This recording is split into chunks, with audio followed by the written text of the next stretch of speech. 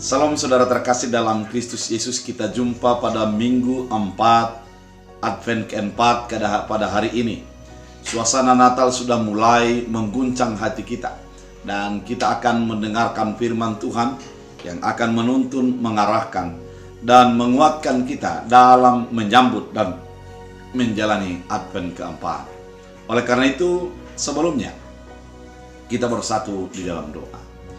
Damai sejahtera Allah yang melampaui segala akal dan pikiran, itulah yang memelihara hati dan pikiranmu dalam Kristus Yesus. Amin. Saudara terkasih, firman Tuhan untuk kita diambil dari Yesaya 7 ayat 10 sampai ayat 16. Demikian firman Tuhan. Pemberitaan mengenai Immanuel. Tuhan melanjutkan firman-Nya kepada Ahaz, katanya, mintalah suatu pertanda dari Tuhan Allahmu. Biarlah itu suatu dari dunia orang mati yang paling bawah, atau suatu dari tempat tertinggi di atas. Tetapi Ahaz menjawab, aku tidak mau meminta, aku tidak mau mencobai Tuhan. Lalu berkatalah Nabi Yesaya, baiklah dengarkan, hai keluarga Daud, belum cukupkah kamu melelahkan orang, sehingga kamu melelahkan Allahmu juga? Sebab itu Tuhan sendirilah yang akan memberikan kepadamu suatu tanda. Sesungguhnya seorang perempuan muda mengandung dan akan melahirkan seorang anak laki-laki, dan itu akan menamakan dia Immanuel. Ia akan makan dadih dan madu sampai ia tahu menolak yang jahat dan memilih yang baik. Sebab sebelum anak itu tahu menolak yang jahat, memilih yang baik, maka negeri yang kedua rajanya engkau takuti akan ditinggalkan kosong. Demikian firman Tuhan. Saudara terkasih dalam Kristus Yesus, firman ini merupakan proto Yesaya atau Yesaya yang pertama, di mana orang Israel melalui para pemimpinnya meninggalkan Tuhan. Mereka mengikuti keinginan pribadinya. Dia memimpin oleh karena emosionalnya dan membuat sebuah keinginan untuk menjadi dikenang orang lain dengan mensahkan ataupun melakukan berbagai tindakan yang mendukakan hati Allah.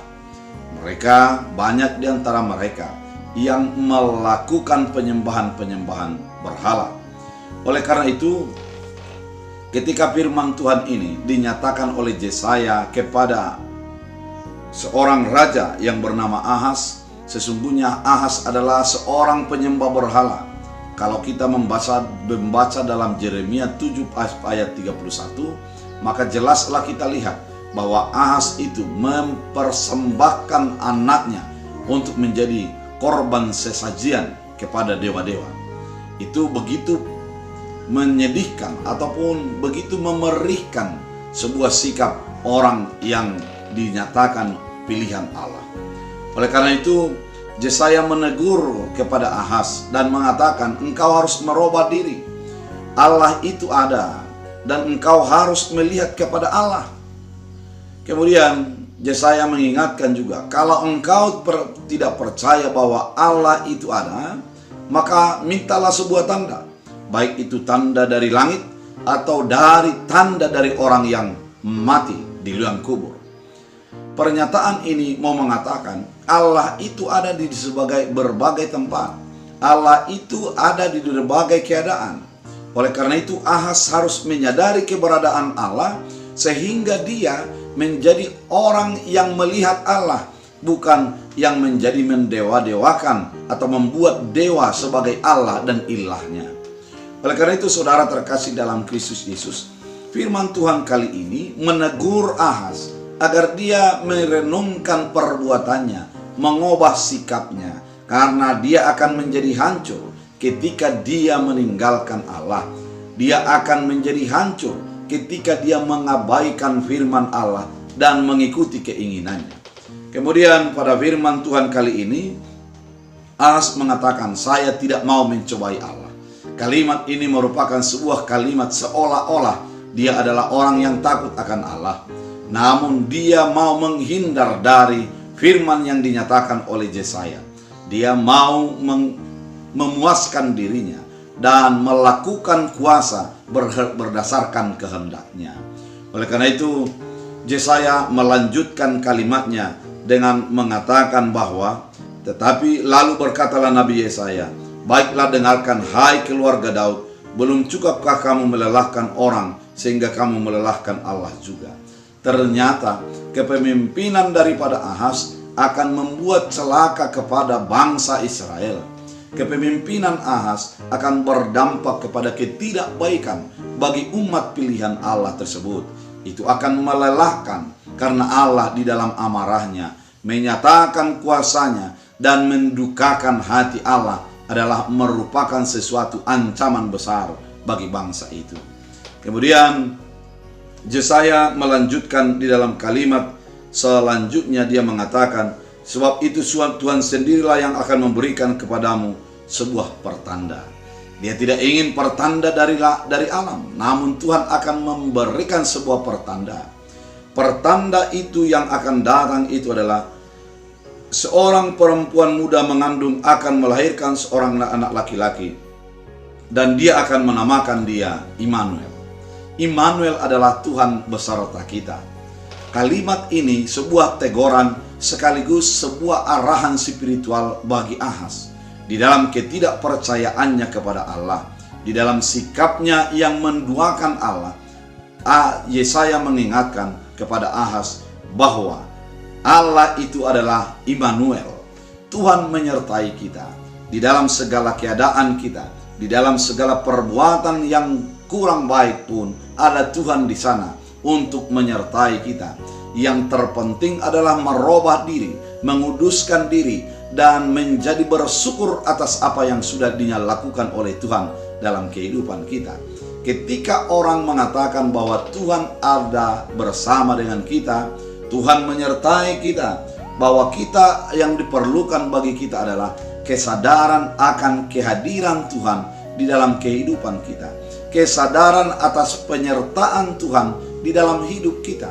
Saudara terkasih dalam Kristus Yesus, ketika Ahaz di dalam kepemimpinannya, dia merasakan bahwa dia bekerja sendiri, dia meraih sendiri apa yang dia capai. Ternyata yang sebenarnya adalah Tuhan menyertainya, dan oleh karena Tuhanlah maka dia diangkat menjadi raja. Demikian dalam kehidupan kita pada saat ini. Apapun pekerjaan kita, apapun yang kita lakoni, kita harus menyadari bahwa Immanuel, artinya Tuhan ada beserta kita. Artinya di dalam segala keadaan yang kita hadapi, di dalam segala persoalan yang kita gumuli, dalam kesuksesan yang kita alami, ada Tuhan yang selalu menyertai kita di dalam segala apa yang kita jalani tersebut.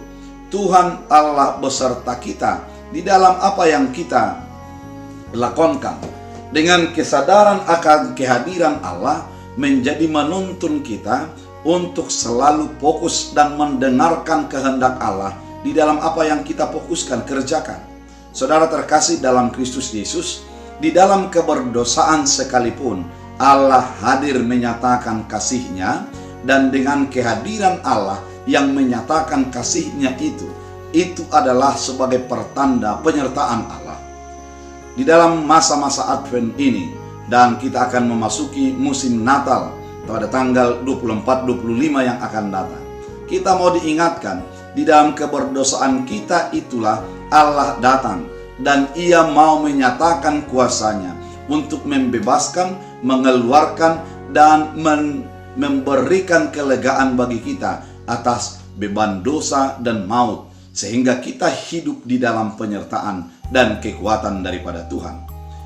Firman ini juga dilanjutkan dengan kalimat bahwa sesungguhnya seorang anak perempuan muda mengandung dan akan melahirkan seorang anak laki-laki, dan ia akan dinamakan dia Immanuel. Ia akan makan daging dan madu sampai ia tahu menolak yang jahat dan memilih yang baik. Ternyata ketika orang sudah bersama dengan Allah, yang terpenting baginya adalah dia menjadi tetap berjalan ataupun mengupayakan sebuah kehendak Allah dalam hidupnya, sehingga dia menyadari pada akhirnya mana yang baik, mana yang benar. Ketika orang mau berbuat baik, sesungguhnya tidak semudah membalikkan telapak tangan, namun dia berupaya untuk melakukan apa yang dikehendaki Allah di dalam hidupnya. Dia menjadi orang yang selalu dengar-dengaran dengan kehendak Allah. Kalau dikatakan dia minum madu dan makan dadi, artinya susu dan madulah yang menjadi konsumsinya. Sesuatu yang sehat, sesuatu yang menyegarkan, itulah yang menjadi konsumsi orang yang mau disertai oleh Tuhan. Ketika kita mengatakan susu, yang pasti itu adalah sesuatu yang murni, yang suci. Dan kalau dikatakan madu adalah sesuatu yang menyegarkan. Kalau kita mau disertai Allah, minumlah, makanlah makanan rohani yang selalu segar, yang menguatkan, yang mengarahkan hidup kita untuk menjadi dekat dengan Allah. Ketika kita menjadi demikian, maka pada suatu saat nanti kita akan mampu berdiri di dalam iman dan menyatakan iman di dalam kehidupan kita. Saudara terkasih dalam Kristus Yesus, Yesaya kali ini mau mengingatkan kepada Ahaz, apabila engkau ingin menjadi disertai oleh Allah, rubahlah dirimu dari hanya mengkonsumsi hal-hal yang kurang baik, mengkonsumsi hal-hal yang kurang sehat dalam hati dan pikiranmu, kepada hal-hal mengkonsumsi firman Allah yang selalu memperbaharui, menguatkan dan meneguhkan engkau. Kalimat ini mau mengatakan dalam kehidupan kita bahwa kehidupan orang percaya adalah kehidupan yang selalu dibaharui dan disegarkan setiap saat. Kemudian firman Tuhan pada ayat yang selanjutnya dikatakan, sebab sebelum anak itu tahu menolak yang jahat dan memilih yang baik, maka negeri yang kedua rajanya engkau takuti akan ditinggalkan kosong. Ternyata ketika tidak mengetahui menolak yang baik dan yang jahat, maka pada saat itulah puing-puing akan menjadi terjadi di dalam orang yang menduakan Allah. Apabila kita tidak mendengarkan Allah, pada saat itulah kuasa Allah akan berjalan untuk menghancurkan keegoisan dan menjadikan puing-puing dalam hidup.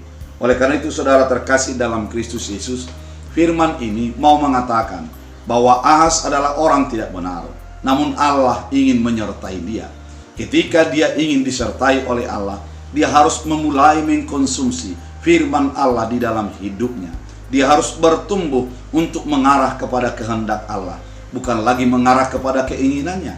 Dia harus menjadi semakin besar untuk dapat membedakan mana yang baik dan mana yang jahat. Kalau tidak dirubah, maka yang menjadi korban bukan hanya dirinya, namun umat yang bersama dengan dia. Apabila dia tidak merubah diri, yang menjadi korban bukan hanya pribadinya, namun bangsa yang dipimpinnya. Demikianlah kita sebagai orang percaya. Sesungguhnya ketika Tuhan menyertai kita, mari arahkan hidupmu kepada Tuhan. Dan ketika engkau dekat kepada Tuhan, yang beruntung bukan hanya engkau, namun juga ikut dengan keturunanmu dan orang-orang sekitarmu. Apabila engkau jauh daripada Tuhan, yang rugi bukan hanya engkau, namun orang-orang di sekitarmu. Oleh karena itu, arahkan hidupmu kepada Tuhan. Biarlah Tuhan selalu menjamah, biarlah Tuhan selalu mengubah dan memperbarui kehidupanmu, sehingga semakin hari kita semakin melihat kuasa dan penyertaan Tuhan dalam hidup kita. Saudara terkasih dalam Kristus Yesus, pada Advent ketiga ini kita disegarkan oleh firman Tuhan Immanuel, bahwa Tuhan beserta kita dalam segala keadaan, dalam segala kehidupan. Tuhan menyertai kita, dan biarlah arah iman dan arah hidup kita selalu menyenangkan hati Tuhan, dan hidup kita selalu melakukan kehendak Tuhan. Kita bertumbuh untuk mengetahui yang baik dan yang jahat. Kita berdoa. Terima kasih Tuhan atas firman yang Kau nyatakan, mengingatkan kami untuk menjadi semakin dekat dengan Tuhan. Bila firman ini menjadi berakar, berbuah, bertumbuh dalam hidup kami. Dan biarlah setiap orang percaya menjadi mengandalkan Tuhan dalam hidupnya. Kehadiran Tuhan sebagai Immanuel menjadi kehadiran yang menyelamatkan kami. Dalam Kristus Yesus. Amin. Tuhan Yesus memberkati.